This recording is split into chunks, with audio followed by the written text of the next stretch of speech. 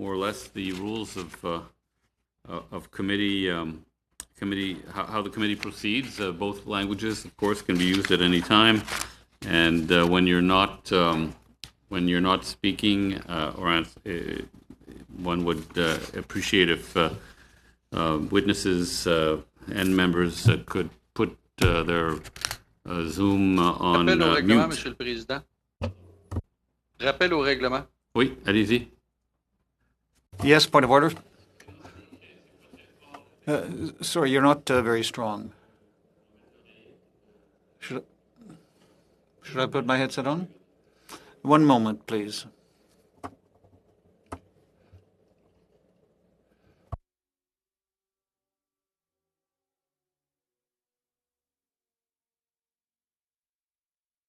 You go there. Sorry, go ahead. Yes, Chair. We have brought my colleague Monique Posé, who is Deputy Chair, and we did have a note concerning a document provided to the committee members, and that unfortunately brought us to a link to a document that is on the web and that is only in English. And I would like to take whatever measures are necessary to ensure that all correspondence provided to committee members is in English and French, and to ensure that such documents are not provided in only one language. Otherwise, they are not admissible, and we do not want to favorize or one or the other language group. So I just wanted to ask the chair to make it clear that everything must be translated into both languages, and otherwise no documents in one language only should be provided. So if I've understood, this is a document within which there is a link to an internet site that is in one language only. Actually, the link to Pembina, which referenced documents that were only available in English. So we, as Francophones, we believe that we are disadvantaged. So in such cases, it would be better than to send the document without the link, or to reject the entire document, as you want. That's fine with me, as long as it's fine with the members of the committee. But what concerns me, Chair, is that there was distribution of a document by the committee which give access to documents only in English. I mean, it could have been only in French. So this document refers to an internet page that is unilingual, just one of the official language. And so in such cases, we would reject any document of that kind? Yes, thank you very much. Thank you for raising that point. Very good point. We have with us today, we're studying the estimates, and we have with us today the Honourable Jonathan Wilkinson, Minister of Environment and Climate Change. Welcome, Minister. It's nice to see you again, virtually. I can't remember when the last time was that I saw you in person, but it's good to see you virtually today. And we have from the Department of Environment, we have Christine Hogan, Deputy Minister, Carol, is it Nanj? Is that the proper pronunciation? Najam? Najam. Sorry, Najam. Assistant Deputy Minister, Corporate Services and Finance Branch, and we have Mr. Ron Hallman, President and Chief Executive Officer of the Parks Canada Agency. We'll start with the Minister. Please go ahead, Minister. All right. Thank you very much, Mr. Chair, and members of the committee. Certainly happy to be with you once again to discuss the 2020-21 Supplementary Estimates B for Environment and Climate Change Canada and the Parks Canada Agency. I would like to start by recognizing that this meeting, or at least where I am situated, is taking place on the traditional territory of the Algonquin people. Mr. Chair, last month when we reviewed the 2020-21 main estimates, I spoke about the essential work that Environment and Climate Change Canada and the Parks Canada Agency perform for Canadians. Since then, there have been significant developments with the introduction of the Canada Net Zero Emissions Accountability Act, a central element of this government strategy to achieve a durable post-pandemic economic recovery and long-term prosperity in a low-carbon world. And on November 30th, the Deputy Prime Minister and Minister of Finance tabled the Fall Economic Statement, which puts climate action at the center of our plan to create 1 million jobs and make substantial investments in nature and nature-based climate solutions, including the government's plan to plant 2 billion trees. Une économie résiliente n'est pas. A resilient economy is not just a more inclusive economy, but also one that is sustainable, competitive, and responsive to global demand. We are investing in meaningful climate action. We know that failure to do so will only increase the costs and risks of climate change for all Canadians. COVID-19 has reminded us all of the importance of early sustained action to address systemic risks that threaten our daily lives. These supplementary estimates, B, allow us to continue delivering on important programs, initiatives, and regulations that protect the health, safety, and security of Canadians, our economy, and our environment. And Climate Change Canada supplementary estimates B, the amount to a net increase of $5.2 million, bringing the department's total authorities to $2,028.8 million. These funds support significant priorities such as implementing the Pan-Canadian Framework and meeting our commitments under the Paris Agreement. They include an internal reallocation within the Low Carbon Economy Fund contributions, a funding of $500,000. This reallocation is necessary as provincial and territorial delays in submitting their proposals led to delays in accessing funding notionally allocated to them. This in turn impacted their ability to initiate approved programs, lowering their capacity to spend the anticipated funding. There is a transfer of $3.4 million in grants and contributions to the Department of Natural Resources to support the Forest Ontario 50 million tree program, advancing nature-based climate solutions.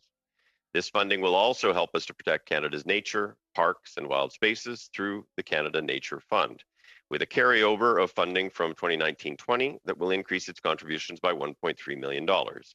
It will help improve the ecological integrity of the Great Lakes ecosystem with a transfer of $1 million to the Department of Fisheries and Oceans. In addition, the supplementary estimates will also support the implementation of the Canada-wide strategy on zero plastic waste through a transfer of $5.3 million in grants and contributions to Natural Sciences Engineering Research Council and the Department of Crown Indigenous Affairs to help to develop plastic science. Passons maintenant à Parcs Canada, Monsieur. And now let's turn to Parks Canada, Mr. Chair. This spring, Parks Canada temporarily suspended their visitor access and some services in an effort to support Canada's efforts to limit the spread of COVID-19. This temporary suspension led to a significant shortfall in revenue for the agency for the 2020 visitor season. Through the 2020-21 supplementary estimates B, the agency is seeking to increase its reference levels in the amount of almost $84 million. Money, $74 million, will be used to partially compensate the agency for the unexpected revenue shortfall due to the decline in visitation from April 1st to September 30th, as well as for the remission of a portion of the annual payments on non-residential leases and licenses of occupation to businesses located in Parks Canada administered sites. The SUPs will also support Parks Canada's collaborative effort with NRCan by providing $2.2 million in funding to mitigate the impacts of the mountain pine beetle infestation in the Rocky Mountain National Parks in Alberta. This funding also includes $7 million that is being moved from last year to this year to protect Canada's nature, parks and wild spaces in support of the Impact Benefit Agreement with the Deitcho First Nation and the establishment of the Nahanni National Park Reserve. Finally, there are transfers of $0.6 million from other government departments in relation to environmental and climate change activities. Mr. Chair, I'm going to stop there. I hope this summary provides committee members with an overview of the 2020-21 Supplementary Estimates B, and I'm certainly happy to engage with you in terms of questions and ideas that you may have. Thank you, Minister. So we'll go right into the round of questioning, and we'll start with the 6-minute round, starting with Mr. Albus. Thank you, Mr. Chair. Minister, thank you for your service to our great country. Minister, your party made a promise to plant 2 billion trees. I and many others assumed these were in addition to the trees already being planted in Canada. Yet in your economic statement, you now say you won't actually be doing this. Instead, you'll be actually paying others to do the planting. Is your actual plan just to put the taxpayer on the hook for trees that were already going to be planted by industry? Thank you for the question, Mr. Elvis. Appreciate the question. No, these are 2 billion trees that will be planted, incremental to anything that was already being planned to be planted. But certainly we will be working with partners, provinces and territories, Indigenous peoples, and others to ensure that the planting gets done in an expedited way. Minister, provinces already have planting programs, and those are done largely through rules that force forestry companies to replant areas that they harvest. Can you 100% confirm to us here today that every tree you intend to plant is not one that would already have been done without your program? The focus is on incremental trees. The focus is absolutely on incremental trees that are focused largely in areas that are not subject to harvesting for the purpose of economic growth. So the focus very much is on trying to ensure that we are using these trees to reforest parts of Canada that have been deforested for a whole range of reasons, including forest fires, mountain pine beetle, and a range of other activities. So the focus is very much on the incremental planting of trees. Minister Beth McNeil, who's the Assistant Deputy Minister to the Canadian Forest Services, stated in regards to the promise to plant 2 billion trees, and I quote, "It is above the requirement and above the numbers that companies and provinces already are committed to planting. When I say incremental, that means we're not paying for what they are already have to do by the law in Canada under the regulatory regimes in the provinces." Minister, is this quote correct? As I said, Mr. Elvis, the focus is definitely on the incremental planting of trees. It is not to provide a subsidy to forest products companies to do things that they already need to do. This is a nature-based agenda that is focused on sequestering carbon. It is also focused on enhancing biodiversity. And I think both you and I would agree that it should be focused on incremental trees. Okay, so you're confirming that the 2 billion number for planting trees is on top of tree planting programs that are already in place. That's 100% correct. So the focus, yes, is on incremental trees. As I say, we will be working with provinces and territories in the context of how these things get done. Of course, we want to partner with folks who have the relevant expertise, including, lots of expertise in the province that you and I both come from. Yes. Okay, now your economic statement also says that there will be no money for planting this year, a small amount for next year, and then eventually start to spin up a couple of years from now. So, Minister, a huge part of planting trees is ordering seedlings ahead of time, a year ahead of time. Is it really your intent to not even get started on this promise for 3 years and then start planting in year 4? I think Canadians heard your promise in 2019, assuming that the trees would be planted before 2024. Well, I think Canadians know that nature-based solutions, which include both trees and wetlands, and the restoration of wetlands, is a priority for this government. I think they saw that in the context of when the Ontario Conservative government cancelled its commitment to tree planting. This government stepped in to provide the money through Forest Ontario to actually continue that program. We also stepped in during the pandemic to ensure that we were providing money to folks that were doing existing tree planting to ensure that it got done. That was 600 million trees that were planted because of money that the federal government brought to bear. And we are going to be rolling out this commitment, which is $3 billion to plant 2 billion trees across this country, and that will begin next year. So, Minister, getting onto your commitment, existing seedling production is largely focused on replanting commercially viable trees. Yet you've said you want a more diverse portfolio of trees to encourage biodiversity, a goal which I support and as does my party. But does 2 billion trees is a lot, And spinning up that kind of production will take time and money. Again, you really don't plan to get this program going until 2023. How will you have possibly enough lead time to develop these trees for planting before the middle of the decade? As I say, I mean, the focus is on expediting this as quickly as possible. There are some things that obviously take time, as you have observed. I think that you and I would both agree that we want to actually get this going as quickly as we possibly can, and that is going to be the work that folks are going to do. As you know, it's Natural Resources Canada that has primary responsibility for this program, and they are working on that every day. Minister, it's also up to you to make sure that the trees that are going to be planted are based both on science and what will be that'll increase biodiversity and support critical habitat.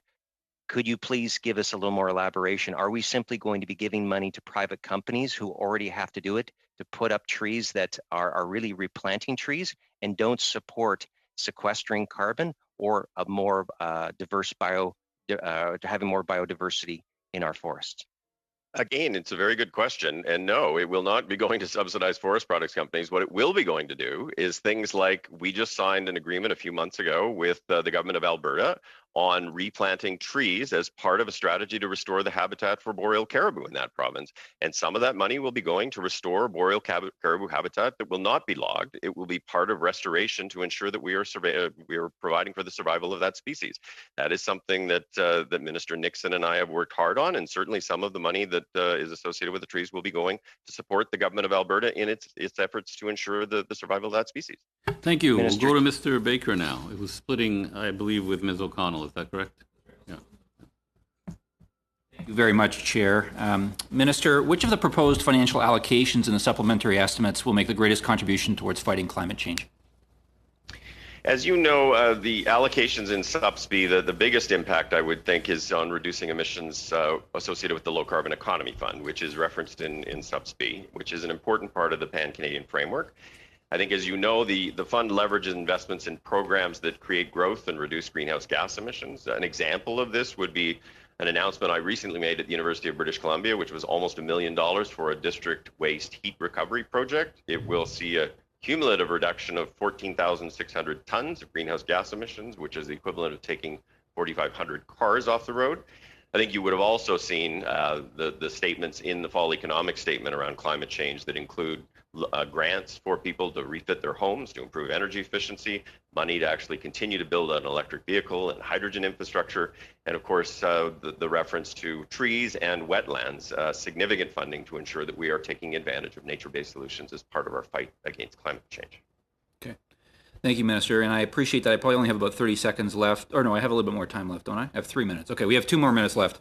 So through vote 5B, the ministry will receive a transfer of about $453,215 from the Treasury Board Secretariat for what's called innovative approaches to reduce greenhouse gas emissions in government operations. Now, ECCC and Parks Canada are receiving 45.2% of all the funding for this Treasury Board Secretariat initiative. So what innovative approaches is ECC taking to reduce GHG emissions, and how will the funds support these initiatives? So Parks Canada and Environment Canada are undertaking 4 different initiatives, one of which is a Northern Housing Greening Initiative, which is focused on the development of a net zero carbon ready, highly efficient residential unit that will support Parks Canada's carbon reduction goals in the north. And we'll be working obviously in concert with NRCan. The second is a renewable energy project associated with the place where we actually overwinter the horses for Parks Canada. It's called the Yaha-Tinda Horse Ranch for the Western National Parks. A third is money for a solar array at Kejimkijik campground, which is again another Parks Canada initiative. And the fourth is an Environment Canada initiative, which is focused on reducing greenhouse gas emissions in departmental operations through the electrification of fleet vehicles. Thank you very much, Minister. Thank you. Minister, I don't have a lot of time, but Parks Canada, the funding, and I understand the piece for the shortfall, but in Supplemental Bs, there also speaks about urban parks. And obviously, I come from a riding with the Rouge National Urban Park. And so can you maybe speak to any of the supports for that, but also the recognition during COVID about proximity to green spaces and parks for the community and how important this is? I think we all, irrespective of partisan affiliation, have come to understand how important these spaces are for Canadians. That ensuring that we have access to places where we can get outside appropriately, physically distance, and enjoy nature has become enormously important in the context of us all being very much spending a lot more time indoors. And certainly, I think the Rouge National Park is a powerful example. It's a kind of a jewel in the network of how we can actually help to better connect Canadians with nature and provide them opportunities to get out into nature. It is certainly something that we are looking at replicating in other urban centers across the country to both, as I say, ensure that we are appropriately connecting Canadians with nature, because that's an important part of the Canadian identity. But it's also about ensuring that we are continuing on with the green, giving people the access to the outdoors that they want, and we've seen. Thank you. And if I have time for another quick one, the funding for Great Lakes. I have Lake Ontario and Lake Simcoe in my riding. And so the supports for effluent treatment and these, can you maybe elaborate briefly on these supports and how they will help ensure the Great Lakes, I guess, the pun, to continue to be great, but how they will improve their water quality in our communities? It's a good question. I mean, there are obviously lots of important issues around the Great Lakes in terms of runoff and trying to stop some of the algae issues and some of the broader issues. Yeah, definitely, Environment Canada has been putting a lot of funding into that. It's certainly something that we are working on. In terms of water, wastewater, we've put in almost $5 billion in terms of spending on wastewater treatment facilities over the course of the past 5 years. We will continue to do that. I think we need to continue to encourage municipalities to move to higher levels of treatment so that we are actually doing a better job of ensuring that the clean water is maintained on a go-forward basis. And of course, we have committed to stand up the Canada Water Agency, which is going to actually look at the priorities on a regional basis for water. And certainly the Great Lakes are one of the most important in Ontario. Do I have time?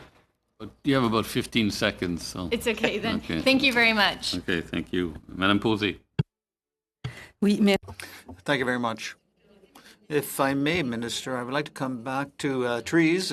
So planting 2 billion trees with and eliminate 38 megatons of, but this would increase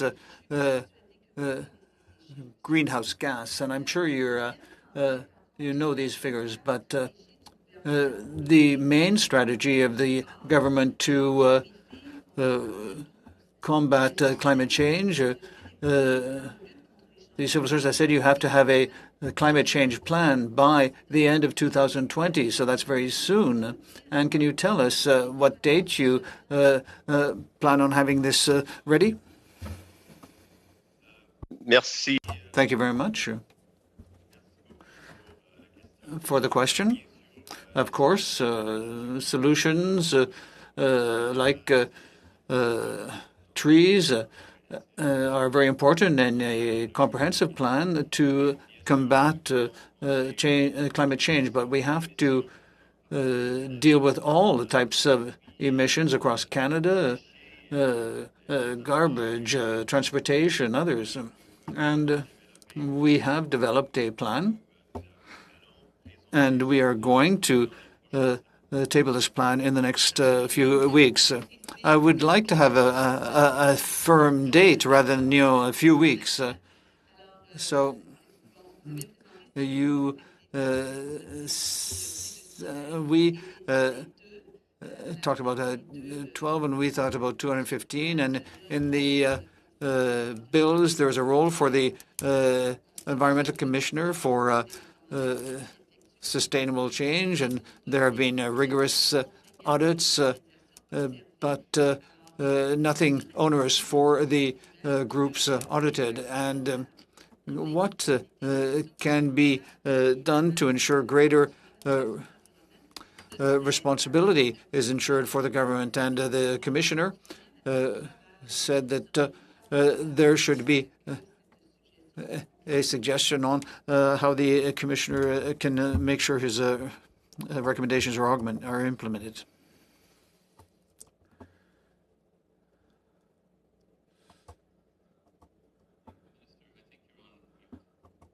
Ouais. Ça compte pas. No. Minister, you're on mute, I believe. Okay. C'est une bonne réponse. Can't go wrong with that answer, Minister. Merci. Thank you very much again for the question. Of course, the C-12 is a law that provides for transparency and responsibility. There are a number of transparency measures. One is the role for the environmental commissioner to review measures implemented. And as I have already said, I look forward to having conversations with the commissioner. His role is very important, and we are committed to having a law that is a strong one.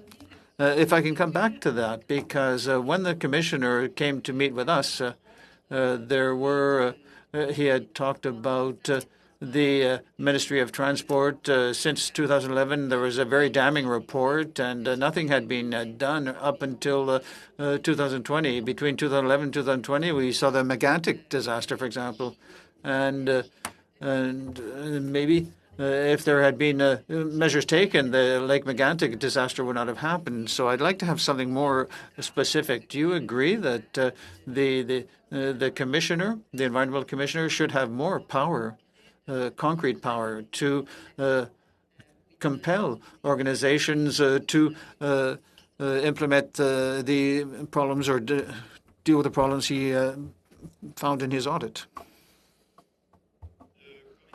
The environmental commissioner and for sustainable development plays an important role in being an objective and independent expert to provide a better environment for future generations. It's a very important role. Transparency is very important. I've worked a great deal on the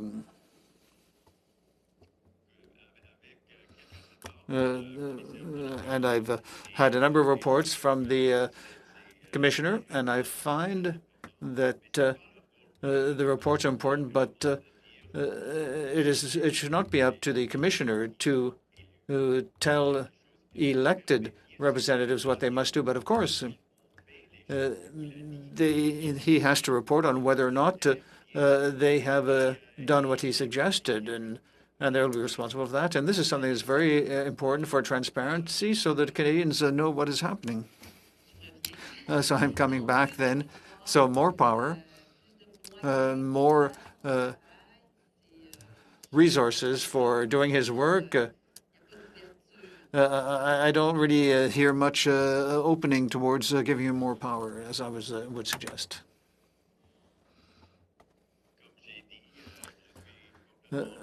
As I said, I'm quite open to discussing how to improve transparency with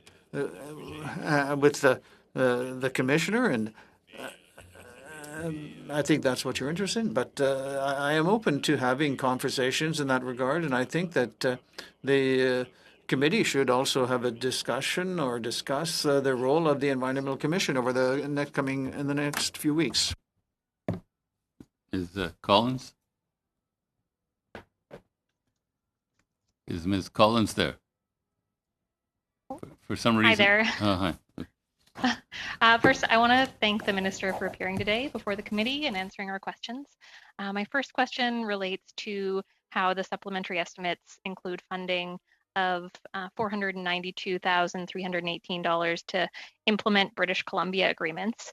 But recent information from Environment Canada shows massive underfunding and underspending of the environmental transfers to the provinces this year. So for example, in BC was allocated 127 million, but so far received transfers of around 550,000. You know, that's only 0.4% of the funding that's allocated, less than 1%. It seems fairly unacceptable. And that data is from the amount of money actually transferred to the provinces from Environment Canada from March 1st to September 28th this year. And, you know, those transfers to the provinces add up to about 8.6% of the total money allocated. What I find kind of even more troubling is that the lack of funds that have been transferred to BC for the low carbon economy leadership fund they're particularly concerning, and it concerns me that this is a continuing trend of not spending the money that's been allocated to programs designed to help us reach our carbon reduction targets. So in 2018 to 2019, actual spending for the low carbon economy fund was 50% under budget. You know, the government's not on track to meet any of its climate targets. It hasn't met a single climate target. The Canada Net Zero Accountability Act is a small step in the right direction, but really there is no climate accountability without climate action. So Minister, can you explain why we're still waiting for the government to come up with a real plan to meet our targets, and how we are expected to meet those targets when the money that's been set aside for climate action isn't even being spent? So thank you, MP Collins, for your question. I think there were a few questions in there. The first one relating to the 6 agreements in British Columbia. Those are reconciliation agreements with the Chilcotin First Nation, the Tsleil-Waututh First Nation, the Musqueam First Nation, and a few others. And they've been led by DFO, but Environment Canada has a role to play in those agreements, and so the money is for that. With respect to the 2 other issues you raise, I'm going to turn to Carol Najim to respond to some of the specifics. But Environment Canada actually has been fully distributing the monies that are allocated to it. Of the total voted authorities of 1.89 billion, 99.3 of the total funding have been allocated or are available. So I'll maybe turn to Carol. But with respect to your last question in terms of the climate plan, I mean, let's be clear. This government brought in the first real climate plan this country has ever had, with 50 different initiatives that identified 225 some odd megatons in reductions. Didn't get us all the way to the Paris target, but got us a heck of a long way. And I will be bringing forward, as I've mentioned a few times, a new plan that will show not only how we will meet, but how we will exceed our targets, and we will ensure that we are implementing the measures to do that. But maybe I can turn to Carol just to answer your other question. Before you turn to Carol to answer my other question, you said in your throne speech that you would present that plan immediately. Now, it's been a number of months. The Climate Accountability Act gives this government another 6 months to 9 months after royal assent to actually set the target, the new, more ambitious target for 2030. If we're going to have a plan to meet that target, that means we're potentially waiting a year for that plan to come out. When are we going to see that plan? Why haven't we seen it yet? If you are saying immediately, what definition of immediately are you using? So I appreciate the question, and I think what it underlines is the urgency with which people like you and I and others feel about this issue. And so what I have said in the House of Commons in response to MP May's question yesterday is that we will be bringing forward a plan in the coming weeks. Once we do that, we as a country need to consult with provinces and territories and with Indigenous Canadians, and we will be doing that, but we will have a new nationally determined contribution well in advance of COP26. Let's pass it over to Carol for the remainder of the answer. Thank you for the question, Mr. Chair. I'll ask my colleague Matt Jones, who's responsible for the LCEF, to respond and provide the details. Thanks, Carol, and thanks very much for the question. With regard to the Low Carbon Economy Fund, the Leadership Fund program that you referenced, the way that we operate that program is to do the initial allocation. The province then, in this case, the province of British Columbia, brings forward a collection of programs and proposals. Those are quickly reviewed and then embedded in an agreement, which we have signed with them.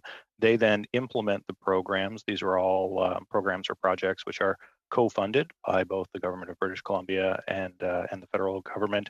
And as they go, they submit bills for the federal government's share. So the pace of the disbursement of the funds is really driven by the pace of the implementation of individual projects and programs by our provincial partners. But Yes. given that Merci. Il vous reste 10 secondes, Madame Collins. You just have 10 seconds left. On a So we're now going into the second round, 5 minutes and then 2.5 minutes. So we'll start with Mr. Généreux. Thank you, Mr. Chair, and thank you, Minister, for being here again. Minister, yesterday you, regarding the plastic ban, you stated that the vast bulk of what we announced was about enhancing recycling. But you also have announced a ban on 6 plastic items that are currently in high demand, and you also announced that plastics will be labeled as toxic. What impact is the ban of these 6 plastic items expected to have on reducing Canada's GHG emissions? Well, as I say, I mean, it's important to take a comprehensive approach to addressing the plastic issue. Part of that is about ensuring that we are changing product design. It is about enhancing recycling rates. It's about recycled content standards, all of which we have worked very closely with the provincial environment ministers across the country to ensure we are developing a common plan around that, because it's important that there are not 10 different markets for recycled products. But there is a piece of this, which is for products that are harmful in the environment, that are difficult or costly to recycle, and for which there are readily available alternatives. Those end up on the banned list. There are 6 items on that list. Minister, it is not an exhaustive to the list. GHG emissions, and at the end of the day, question. what I would say to you is Canadians are far ahead of governments on this and on political parties. They want us to take action on plastic pollution in the environment, and that's what we've done. Minister, I've met with lots of stakeholders, constituents, small businesses that are worried and concerned about the plastic ban. Which items will be included, excluded from the toxic label? Well, the list of 6 ix has been published now for several months. It includes plastic utensils, it includes plastic bags, it includes plastic rings on 6 packs of beer. They are all well outlined there. I don't think they're a surprise to anybody. They're all things for which there are alternatives, and they're all things that are harmful. And again, I would tell you that the vast majority of Canadians would like to see aggressive action on plastics. Minister, then what's your alternative to reusable bags? What's your alternative to to-go packaging for takeout? Well, I mean, first of all, the only thing that's affected in terms of takeout is a particular kind of packaging that's used that it actually is very, very difficult to recycle and does end up in the environment. It's called polystyrene. But secondly, with respect to plastic bags, there are readily available alternatives. For one, there are reusable bags, which many Canadians are using these days. But in the absence of that, there are paper bags. There are a whole bunch of different things you can do that are not plastic grocery bags. Minister, I want to go to clean fuel standards, but on that point, we know that there's a lot of grocery stores that have banned reusable bags right now during the pandemic. Just so perhaps you're aware. We heard from the Auditor General that when it comes to some of your policies, it's very difficult, if not impossible, to assess your government's targets, meaning that there's really no way to know whether your policies will do what they are expected to do, which is lower GHG emissions. In fact, there really has been no plan outlined when it comes to Canadian fuel standards. There seems to be no commitment to engage, listen, and work with industry to ensure that a Canadian fuel standards policy will achieve results. The first step before introducing regulations is to be transparent. Will you be requesting input from the Auditor General's office on the Canadian fuel standards in order to demonstrate that it will do what you're claimed to do and lower Canada's GHGs? I mean, first of all, let me correct you. The Auditor General hasn't said anything of the sort. But what I would say to you is the clean fuel standard, and it's not the Canadian fuel standard, it's the clean fuel standard, has been under development since 2016. And it's been under consultation for 3 years. with industry and with stakeholders across the country. I have personally met with stakeholders who have all kinds of views on this, including the CEOs of many of the large energy companies in Alberta. And we have been listening and making adjustments to the policy as we move along. But it is worth 20 to 30 megatons in reductions. It will stimulate the investments in biofuels and hydrogen and create thousands of jobs across the country. It's an important part of the climate plan. We're not the only one to do it. California's done it, Oregon's done it, British Columbia's done it, Quebec has developed regulations to do it. This is an important part of actually reducing the emissions associated with transportation. There's time for a Minister, quick question and answer. Go ahead. I have 30 seconds, Chair. Minister, I'll point you to, I guess it shows how much you follow our committee, because he actually said that at our committee. Can we, in my last 10 seconds, request from you if the economic analysis I asked you about a month ago, do you have that prepared on the clean fuel standards yet? As I say, whenever a regulation like the Clean Fuel Standard goes to what's called Canada Gazette 1, so the first phase of the regulatory process, which the Clean Fuel Standard will be going to very soon, there is a robust assessment, including an economic assessment of that, and that will be coming out in the coming weeks. Thanks. Mr. Longfield. Thank you, Mr. Chair, and thank you to the Minister for being here today. You can see a lot of passion around the Environment Committee looking at ways to improve our performance. I saw passion like that recently when I met with the students at Bishop Mac High School, their International Baccalaureate program in Guelph. The young people are looking at the opportunities that climate change is going to bring them, and also how that integrates with our government's youth policy. The students I talked to were expressing a real interest in youth employment and the green economy. And in the supplementary estimates, we're showing 11.4 million is allocated to supporting students and youth. Could you let us know how this funding is going to directly help young Canadians access meaningful skills and work experience for future green economy jobs through the programs like the Youth Employment and Skills Strategy? Sure. Thank you very much for the question. It's certainly clear that young Canadians want to develop the kinds of skills and experience that will help to build a cleaner and greener economy. The money in the subsidy is focused on what's called the Environment Canada Science Horizon Youth Internship Program, which falls under the federal strategy. It provides financial support to post-secondary graduates to help them gain relevant and meaningful work experience in high potential environmental sectors like clean tech through hands-on experience and mentorships. And that is something a company called Terramera in British Columbia met a number of those folks. It is an important part of us actually ensuring that youth are actually brought into helping us to drive the change that we need to see. Thank you. And it is exciting to see where jobs are heading. There's going to be jobs that haven't existed yet and will be contributing, and the students were really interested. So I'll pass that on to them. Also, I had the opportunity recently to announce $640,000 from the Low Carbon Economy Fund in support of the University of Guelph and their initiative to upgrade their heating systems. Could you maybe highlight for our committee how the federal government supporting local climate initiatives like this can help us in terms of engagement and encouraging innovation that increases advantages for us, but also contributes to our climate change goals? Thank you again for the question. Certainly the fund, the Low Carbon Economy Fund, is an important part of the overall climate plan. It's focused on, again, driving clean growth, but reducing emissions.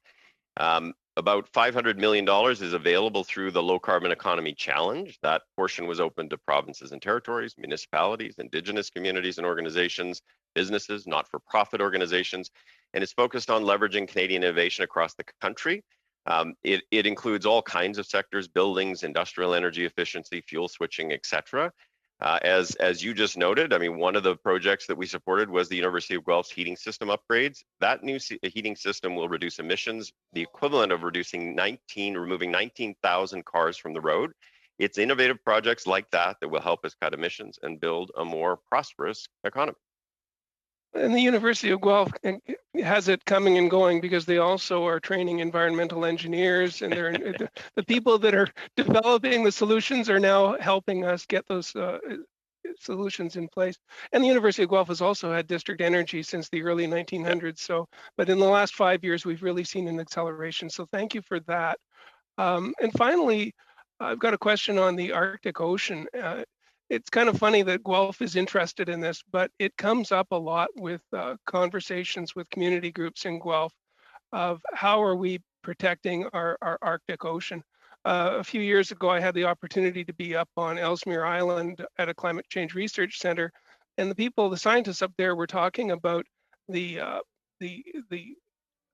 silt that was going into the ocean from retreating glaciers was really affecting the ecosystems, and in particular, the food supply for more southern people, the Inuit people that were south of there. And we're also now seeing the collapsing of the sea shelves. Really terrible things with increasing frequency in the Arctic Ocean.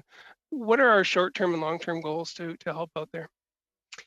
Well, we all know that that Canada is warming twice as fast as the global average, and the northern communities are actually warming even more quickly and bearing the brunt. We obviously see a lot of issues associated with the impacts of climate change, forest fires, the extent of the duration of snow and ice cover, precipitation, the thawing of permafrost, the rising of sea levels, and other issues, many of which relate directly to the Arctic Ocean. We certainly have been doing a number of things. One is working in partnership with Inuit to protect some of the biodiversity that exists there. So you saw last summer some big announcements with respect to Talirut Tupingamanga and Tuviachutuk. With the Inuit leadership, we're strengthening Canada's presence in an increasingly open Arctic through renewing the Coast Guard fleet. Great. We're investing in climate adaptation. It's going to be really important, and of course, we need to mitigate carbon emissions. Thank you. We'll go to Thank you, Minister. We'll go to Madame Posey now for 2.5. Ms. Posey, thank you very much. In your speech, you talk about things that were in the throne speech, in particular with regard to the environmental protection law, which is very important for climate change action. And I'd like to know whether the work of the many recommendations made, whether work is underway, and will there be any documents soon that we might be able to consult in that regard? Thank you. Of course, the environmental protection law is no doubt the most important law for environmental protection in Canada, and the Environment Committee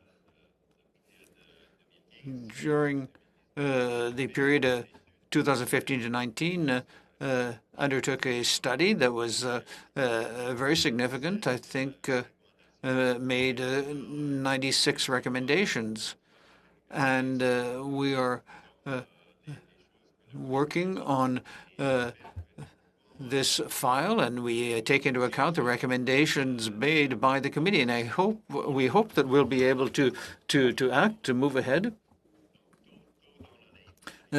soon in the next year.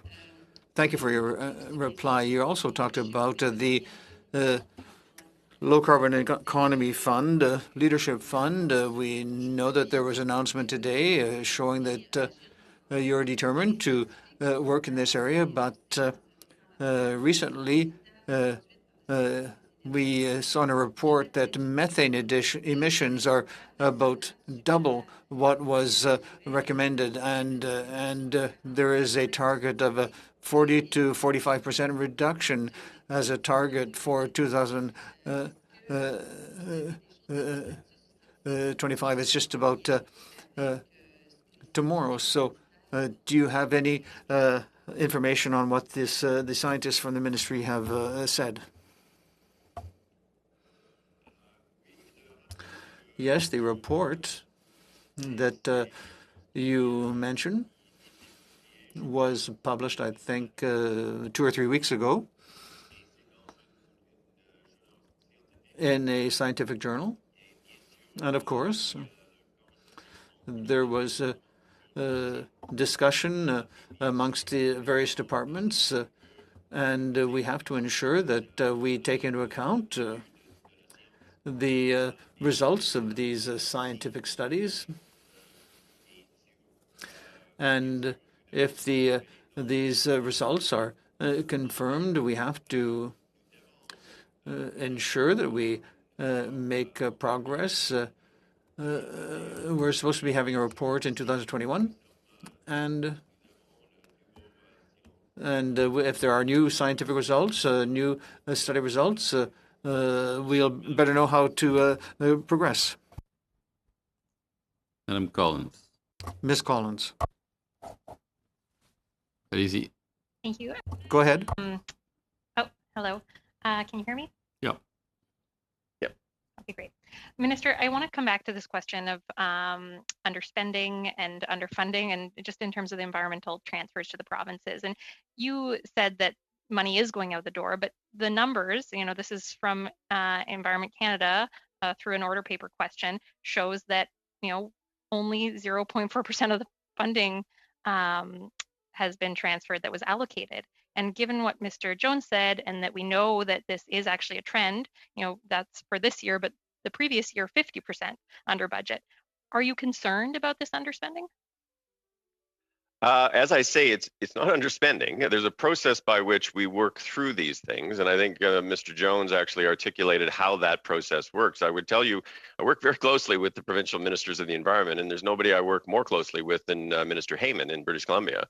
This has not been an issue with Mr. Heyman because there is a process, and they are very convinced that the agreements that we actually entered into are being upheld. How can you explain the numbers showing that we spent less than 1% this year? Well, again, I can certainly ask Mr. Jones to go through that one more time. But there's a process and a system. But at the end of the day, we are fully expending the monies that we ask for from Parliament to ensure that we're addressing environmental issues. And I'm certainly happy to have Mr. Jones actually go back through that if you'd like that. I guess I'm really more wondering about why you aren't concerned that only 1% of this money that has been allocated. MP Collins, that you can repeat it all you want, but it's not true. At the end of the day, the money is being fully expended through a process that exists, the federal provincial process that exists under these programs. And I'm happy to have the fellow that's responsible for the administration of the program, who's on here, explain that. Absolutely, but given the order paper answer to the question, which showed that only $550,000 out of the 127 million. You do the math, that's less than 1%. Well, again, I mean, I would just, I would go back and ask the expert, but B, I would just tell you that if it was really true that we were not actually fulfilling our obligations under federal provincial agreements, I would tell you that George Heyman would be the first person to phone me, and he has not done so. Okay, on est rendu le temps est écoulé. We've come to the end of the time. So we will now go on to Mr. Gaudin for 5 minutes. But apparently Mr. Gaudin wants to share his time with Mr. Schnell. Yes, so go ahead, Mr. Gaudin. So, Chair, I would like to ask the Minister. We're studying the supplementary estimates. I don't see any concrete action relating to what Canadians experience is now. They're in the middle of a COVID-19 pandemic and a public health crisis, and I don't see anything about that in the estimates. The ministry is working on regulations to eliminate plastics in 2021. You mentioned that. You announced that in October. Minister, how can you give priority that type of action when many businesses, for example, restaurants,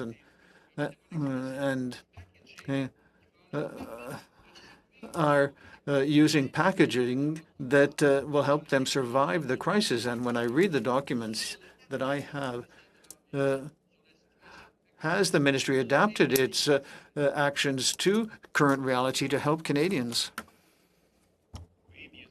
Yes, of course, the government has done many things to deal with the challenges of COVID-19, and we can see that the measures in the fall economic statement contains many initiatives to help Canadians and Canadian businesses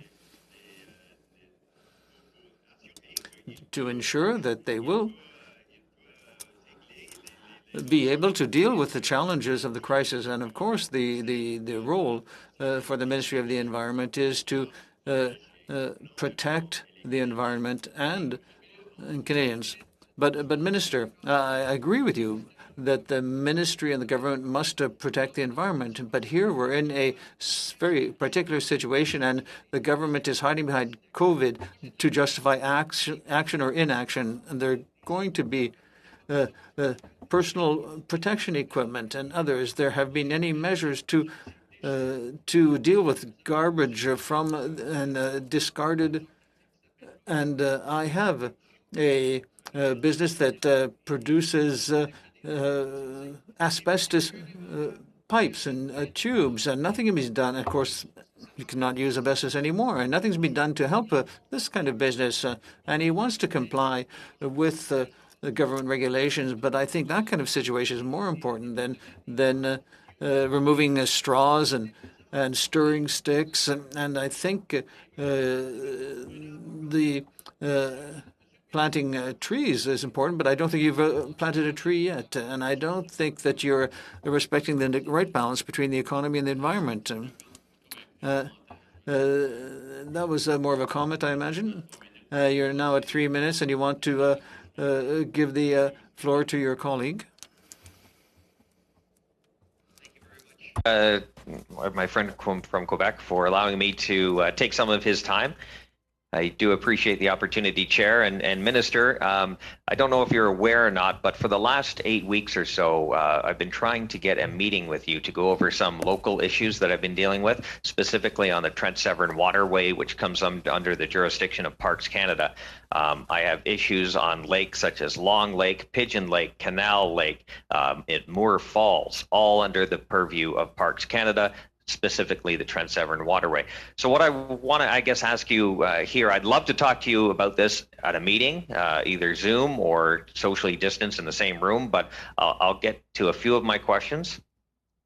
Specifically, we have a campaign called Save the Walleye. It's a pilot project that we are proposing that has the support of the Ontario Ministry of Natural Resources, in which Minister Yakabuski did write you in your capacity as Minister of Fisheries and Oceans, and also in your capacity as Minister of the Environment, clearly supporting this project, yet we have no movement or even acknowledgement, rarely acknowledged, by the Trent Severn Waterway. And this is something that's been going on for 5 years under my staff and I, and previously my predecessor, Barry DeVolman.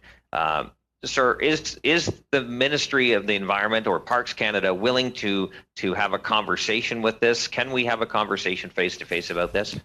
Very briefly, Minister, because then we have to go on to Okay. Mr. Saini. Absolutely, we're the Department of the Environment and myself and or my parliamentary secretary are happy to have a conversation. I have to tell you, I don't know a lot about the project, but I'm certainly happy to look into it. Thank you. I will go to Mr. Saini now. Mr. Saini. Hello? Yes. Oh, yeah. Sorry about that. I had to unmute.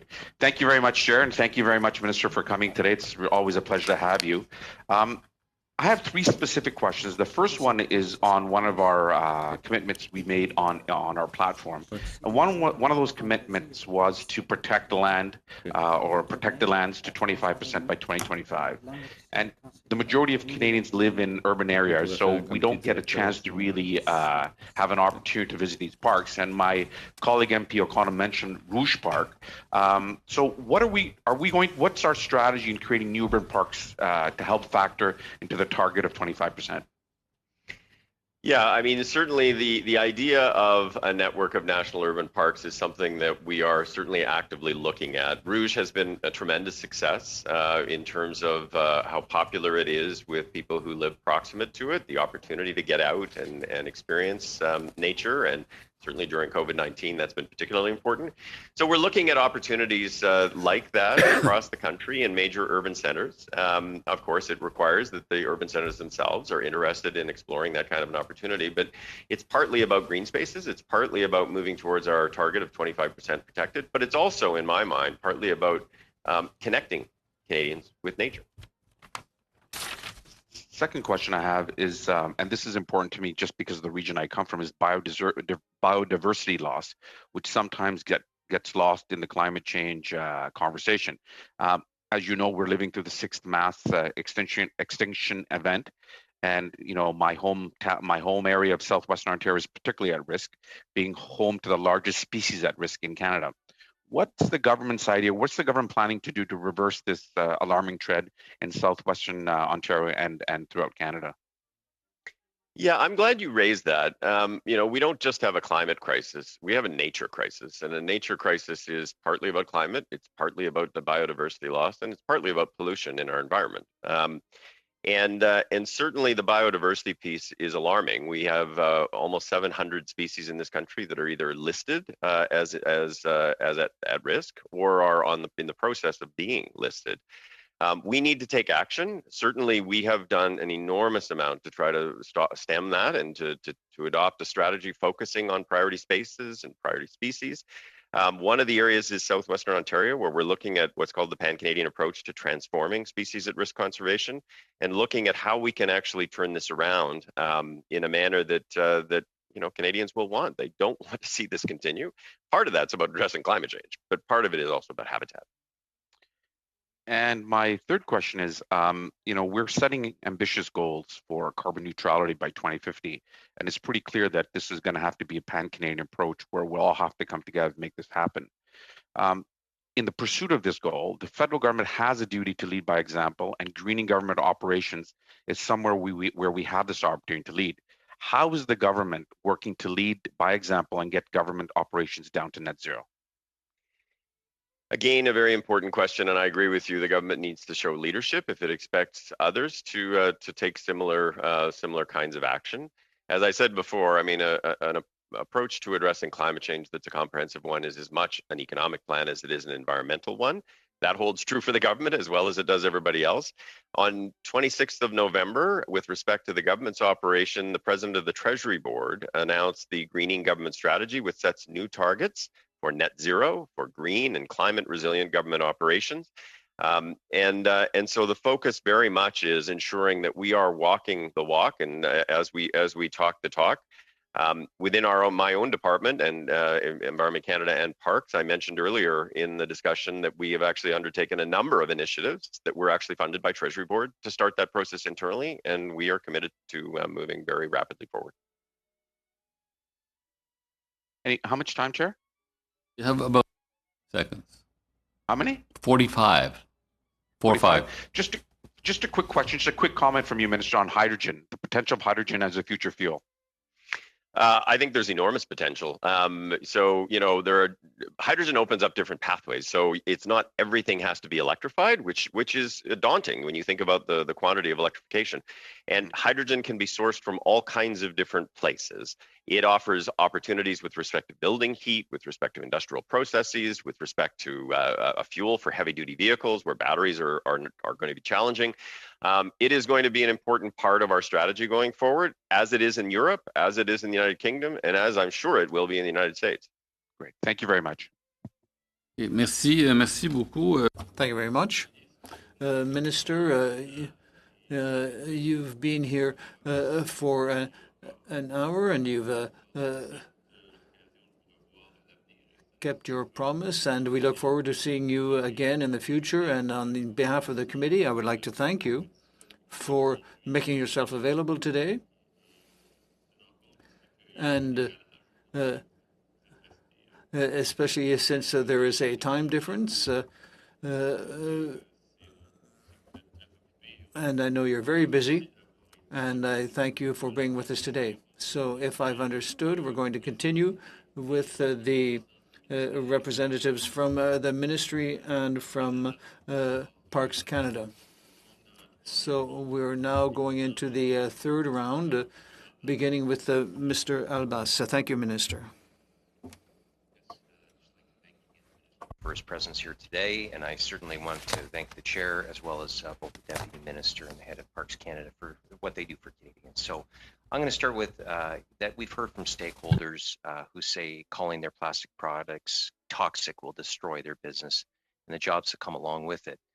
Did the ministry consider the impacts from naming important products as toxic when they made this change? Or I should say, when they proposed this change? I don't know who's best. Who would like to take this question? My expectation was the deputy minister. Deputy, okay, so Ms. Hogan, sorry. Committee members, the deputy has left with the minister.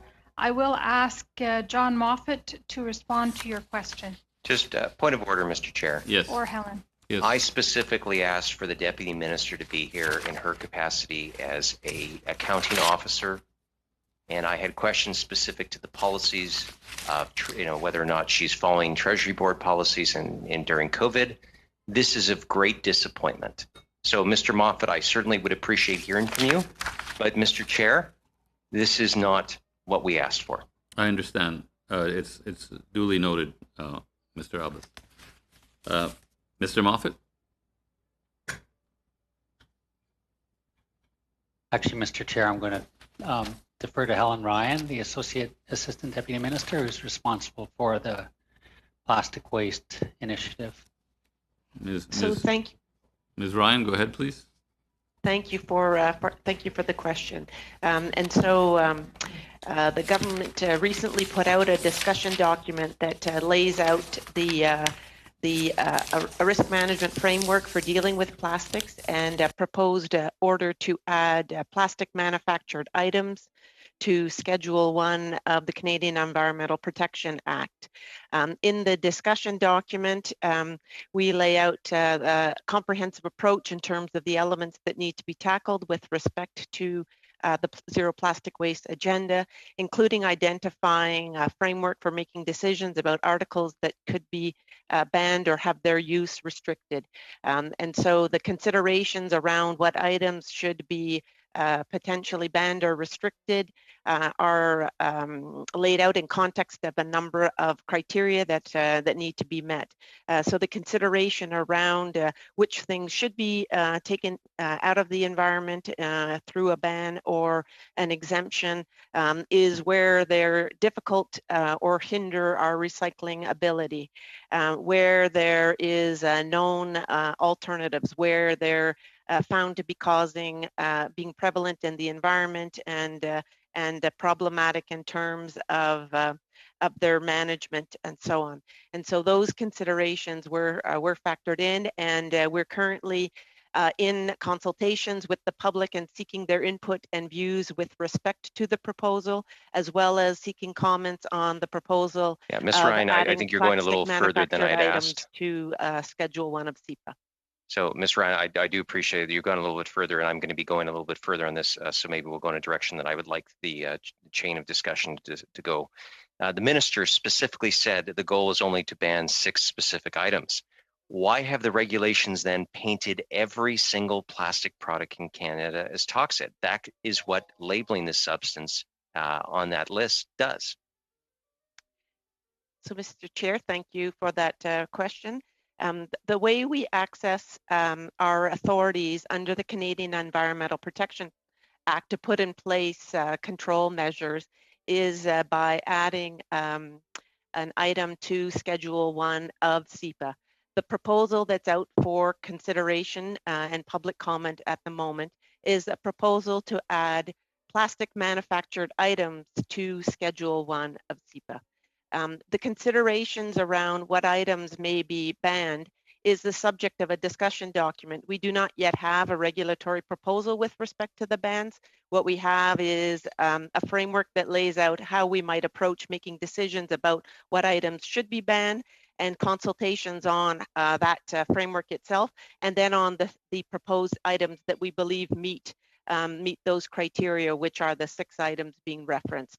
So the proposal that we have at the moment is to add plastic manufactured items to Schedule 1 of the Canadian Environmental Protection Act so that we can access our authorities under SEPA.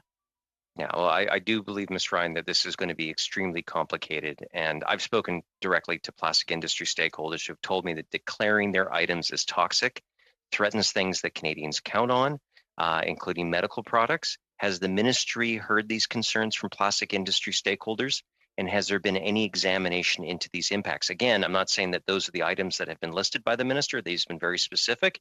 But when the average Fred or Mary on their patio hears that there is a general listing as toxic, that raises eyebrows, and they want to know why. Briefly, So, please, Ms. Ryan. Yes, Mr. Chair, thank you for that comment. As I mentioned, we're in the process right now of active and ongoing consultations with stakeholders on these very issues.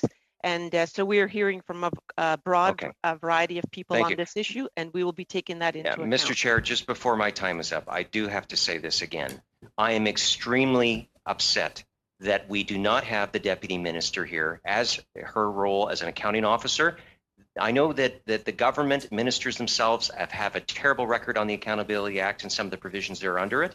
But, deputy ministers do act on behalf under the Accountability Act with very specific powers and duties. Understood. And Mr. Chair, I just have to say I very rarely get upset, but this should not and cannot stand. Parliament has passed a law. We've asked for that respect as a committee, and I would hope that we would have that. Because as far as I'm concerned, this is we were very clear and very polite in asking for her presence. No, we understand. We'll go to Mr. Shifke now for 5 minutes. Merci beaucoup, Monsieur le Président. Thank you very much, Chair. My question is for Parks Canada. And national parks and historic sites, national historic sites in our country don't just make a major contribution to our national and cultural heritage. They also are an essential part of the tourism sector. They support local industries, hundreds of communities. And do you know what the economic impact of Parks Canada is across Canada?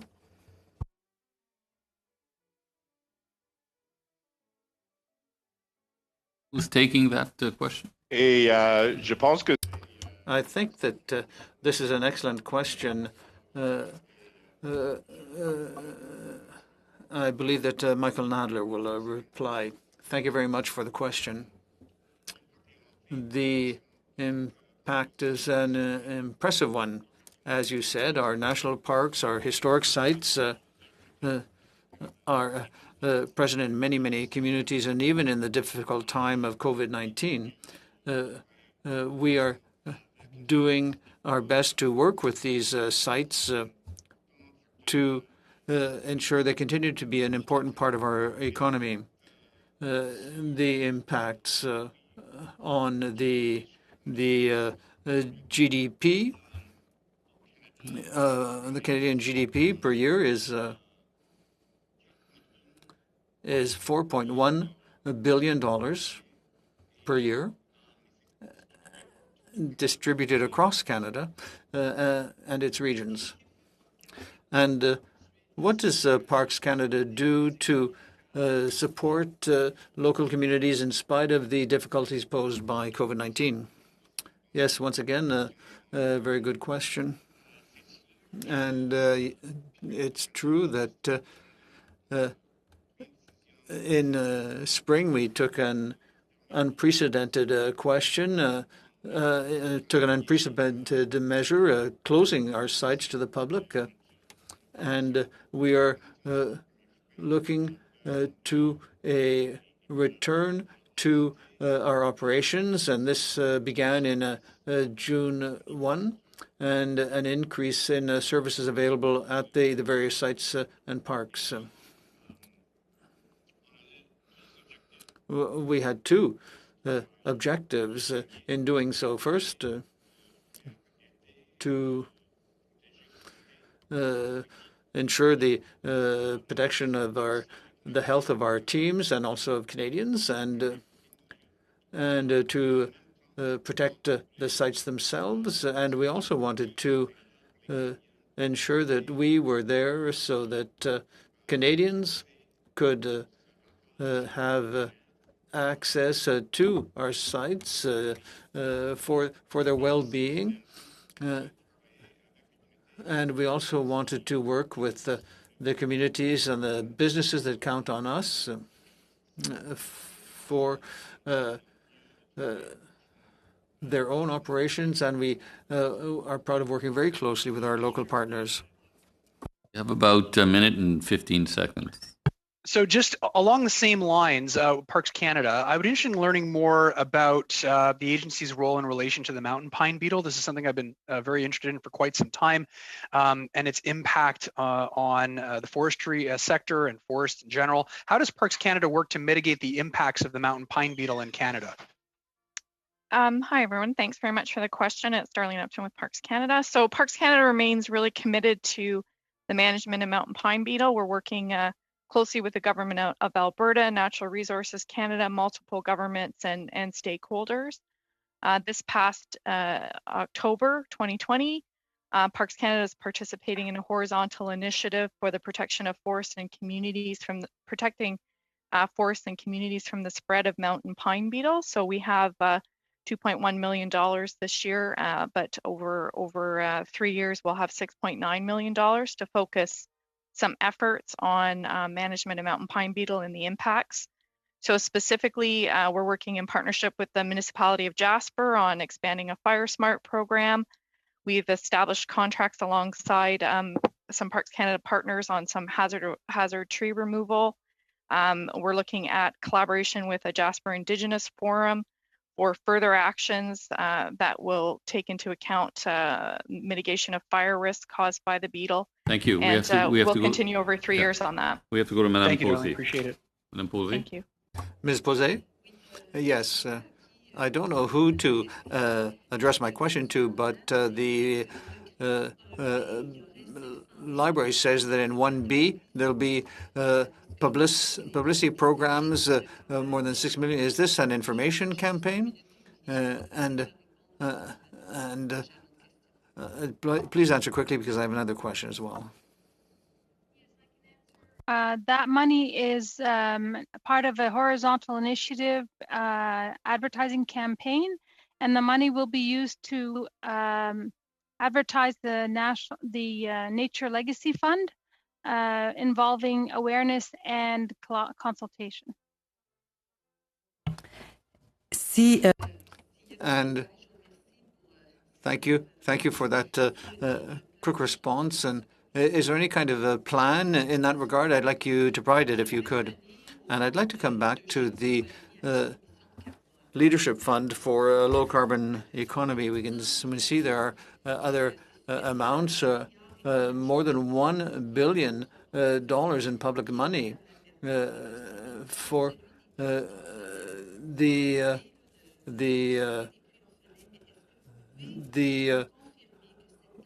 orphan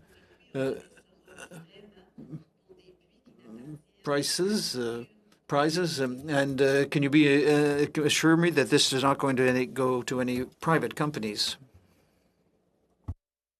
Thank you for the question. I will turn to my colleague Niall O'Day on the Nature Legacy Fund. Bonjour. Hello. Yes, I'm going to respond concerning the Nature Fund. There are $500 million for 2018 to 23 to protect the environment and nature and to support endangered species.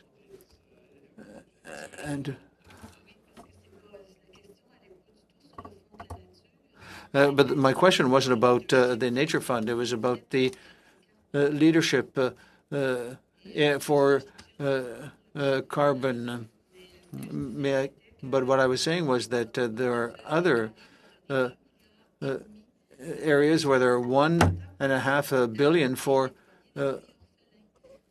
Alberta for the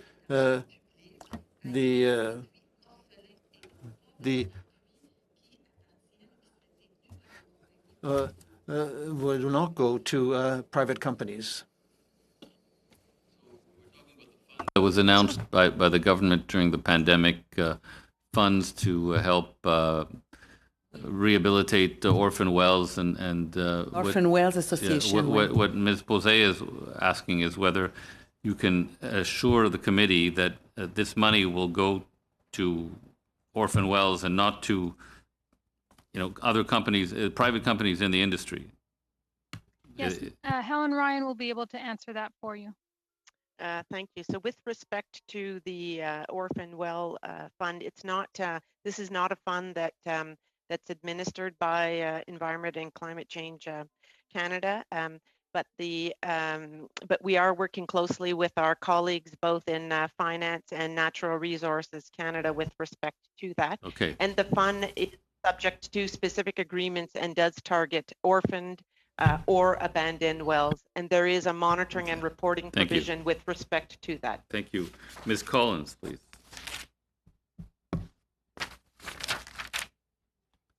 Thank you, Mr. Chair. My question is going back to Mr. Jones. The minister seemed to suggest that the information I referenced might not be true, but Environment Canada is the source for that information. And if there is an issue getting the money out the door through the Low Carbon Economy Fund, then isn't there a problem with the program? This is an important part of the Pan-Canadian framework, and it doesn't seem to be working. Yeah, thanks for the question, and thanks for the follow-up. And I apologize if I didn't provide all of the information that I should have the last time around. I did describe the nature of the process, but an important point to note is that the numbers reflected in the documentation that you're referencing are not shouldn't be taken as an indicator of the work being done. There is a problem with a delay in receiving the invoices from our partners in the government of British Columbia. So the work has been happening, but there has been a lag on their end to submit the invoices. So very soon I will be following up with them again on this, and it will jump up as soon as we get those. Yeah, and invoices. even if you include the lagged numbers, so there was 974,000 to UBC recently. That even if you include the projects that would be included in that lag, that only brings it up from 0.4% to 1.2%. That's still quite concerningly low.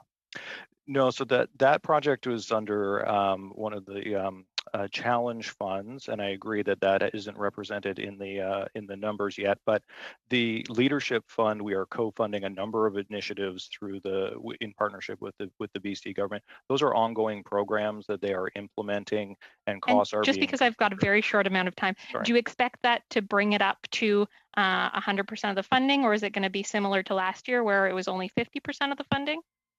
I won't know until I see the invoices from them, but I can say it will be quite a significant jump. As I say, it's been quite a long time since they've submitted their bills. You would hope so, given that it's 1%. But even looking back on last year, where it is 50%, you must have all of those invoices. Do you see that there's a problem getting money out the door if there's only 50% of the money allocated spent?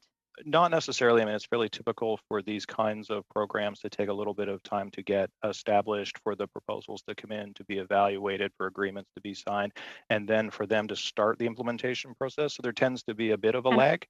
I only have 15 seconds, but I would just say that, this is an important part of our emissions reduction plan. It is concerning that we're only getting 50% out, and this right now looks like only 1.2%. And so I do hope that we can follow up about this. If there's more information, can you please submit it to the committee in writing? Before we go to Mr. Generou, given that we started late, I was wondering if the committee members would be agreeable to continuing until 6:10. Mr. Chair? Yes. I've already been informed by my members that we won't be giving consent to pass on. I'm really disappointed with how this meeting is shaped up. No offense to the officials that have spoken. You're all doing great work, but I'm really disappointed how this has worked out. That's my personal objection. But we have other members that have planned their schedules. Okay, so the Conservatives wish to end now, essentially? Yes. Okay. I believe it's past 5:30. Yeah. Okay. Yes, Mr. Baker. Are we ending the meeting now? Is that correct? Well, it appears so, yes. So then I just wanted to, point of order, what I wanted to do was just to Mr. Albus's concern, I just wanted to express that I share his concern, that it is typical that the Deputy Minister is available to speak to issues of financial accountability at these types of meetings. And it was also very clear to me at our last meeting that Mr. Albus had requested the presence of the Deputy Minister, and that we had all agreed that that would be the case. So I wanted to express support for Mr. Albus's concern on this issue. Thank you, Mr. Baker. Before we break, I'd like to thank the witnesses. I just have a very quick question for the committee regarding future meetings, but I'd like to thank the witnesses for their presence and for their questions. So yeah, I had a question myself I wanted to ask Parks, but I'll have to let it go, I guess.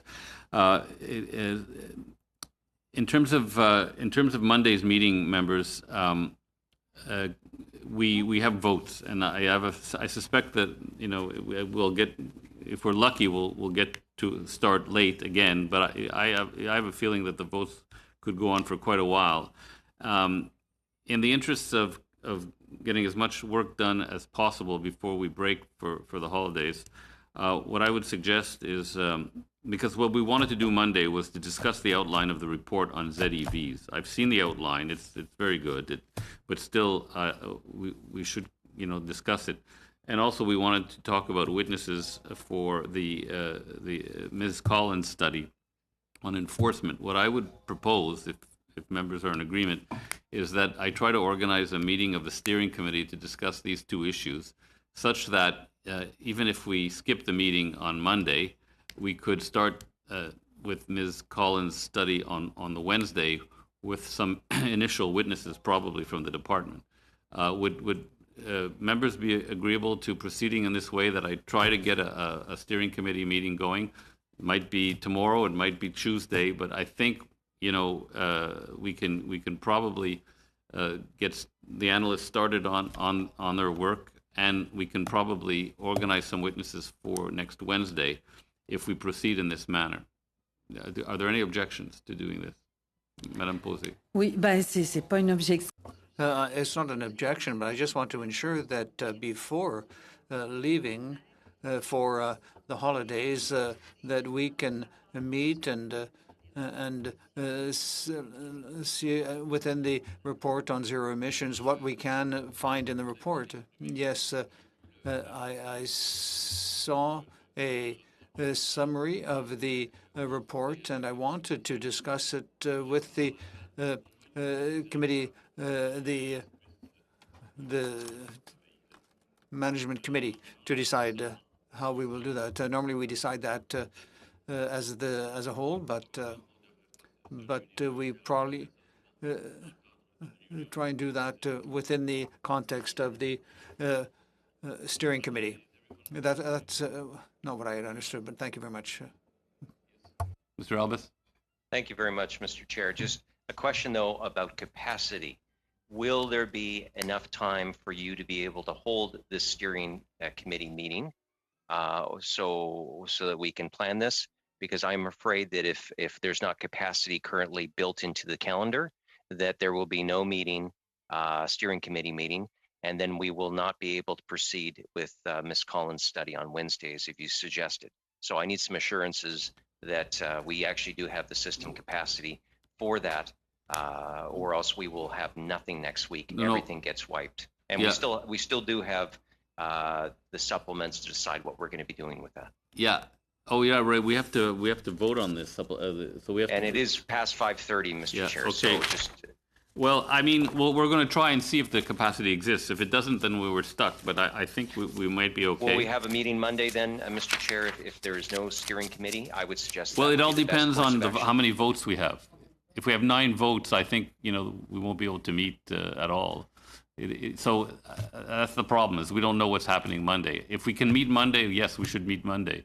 But I'm trying to plan in case we can't meet Monday, so that we don't waste Wednesday. But can I hope that answers your question, but can I proceed to ask that we vote on, just have to find my. Mr. Chair, we've already said it's past 5:30. I'm sorry. So we're not going to vote on the estimates today. Okay, no. Well, I guess we'll have to do that some other time. Yep. I'm sorry how this worked out, Mr. Chair, but I do appreciate your leadership on these issues. Mr. Baker. Yeah. We've just had so the subcommittee meeting is, did we set a date for that? So we're trying to, we don't know what the capacity is right now. I see. That's what because all of this happened very suddenly. Okay, if there are. Je m'excuse. Oui, Sorry. I had the impression that we were supposed to vote in the committee with regard to the credits before Monday. Just one moment, please.